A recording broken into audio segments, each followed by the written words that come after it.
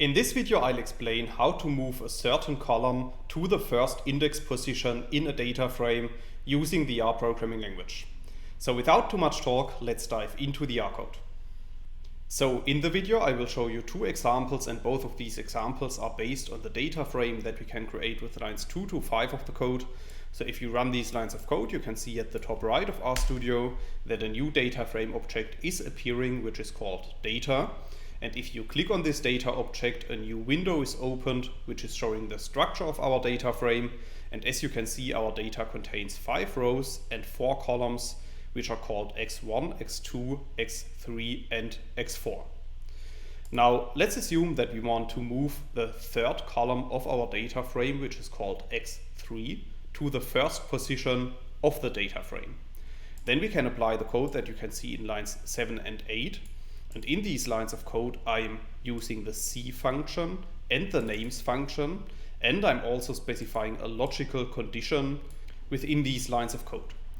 And then I'm storing the output of this in a new data object, which is called data new1.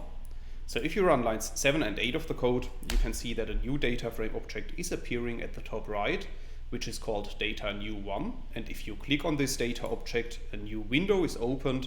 And as you can see in our updated version of the data frame, the column x3 is at the very first position of the data frame.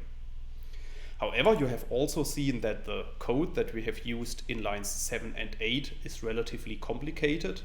And for that reason, I want to show you another alternative, which is, at least in my opinion, much simpler than the basic installation of the R programming language. And this alternative is based on the dplyr package. So if we want to use the functions of the dplyr package, we first need to install and load the dplyr package, as you can see in lines 10 and 11. I have installed the package already, so for that reason I'm just going to load it with line 11 of the code. So after running this line of code, we are able to use the functions of the dplyr package, as you can see in lines 13 and 14 of the code. So in these lines of code, I'm applying the select function and the everything function to our data, and I'm specifying that I want to move the column x3 to the first position. So similar to what we did in the first example. And then I'm storing the output of this in a new data set, which is called data new2. So if you run lines 13 and 14 of the code, you can see that another data set is appearing at the top right, which is called data new2. And if you click on this data frame, you can see that our new data frame, data new2, contains exactly the same ordering of the columns as our previous output that we have created in the first example. However, this time we have used the functions of the dplyr package. So in this tutorial, I have explained how to move a certain column to the very first position of a data frame using the R programming language.